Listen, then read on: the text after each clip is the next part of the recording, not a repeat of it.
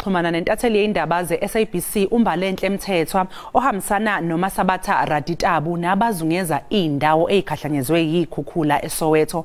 Mbalenhle, sikwamukele indabeni zasemini, sitshele nikuphi njengamanje kanti sinjani isimo e-Soweto kulandela izikhukhula?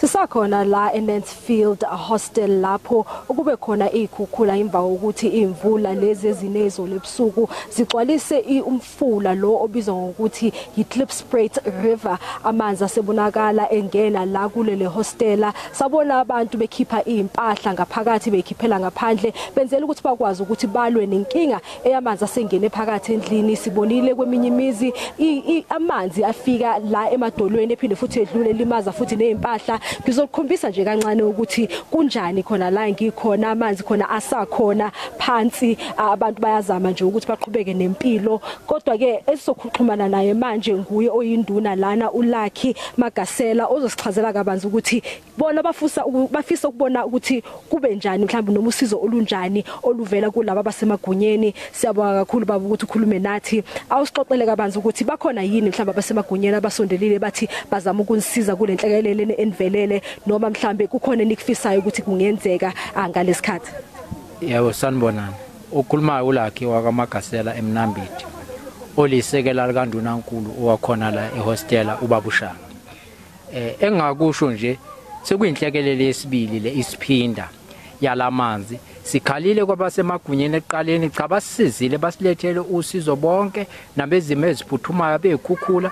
Basilethela ingubo, baletha ama-food parcel, bakulethe okunye, kodwa manje siyabona ukuthi le nkinga ilokhu iqhubekile ngoba malini izulu namanje nje njengoba leli damu elivinjiwe ngapha ngaphezulu ilona lisilethela le nkinga yamanzi lapho kukhandwa khona umgwaqo.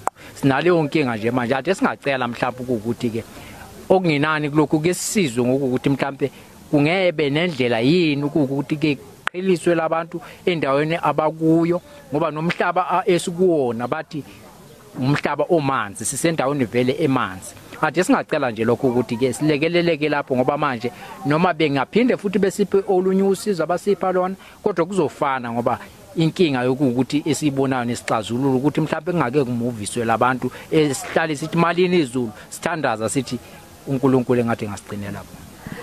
Nangoke ubaba uMagasela nje ikhuluma nathi kancane esichazela nje kabanzi ngesimo lesi ababhekene naso. Bayacela ke kulabo abasemagunyeni ukuthi bazamqhelisa abantu abahleze endaweni le abashoyo ukuthi abayichazayo ukuthi imanzi nanokuthi mhlambe inenkinga yokuthi ngaso sonke isikhathi umalina izulu kakhulu kuvele kukhukhuleke le ndawo lezi amanzi angene endlini abantu beyithole sebelele phakathi emanzini. Nenkinga yokuthi impahla zabo ziphinde futhi limali uma linile izulu. Siyazi ukuthi lokho akusikho kokuqala kwenzeka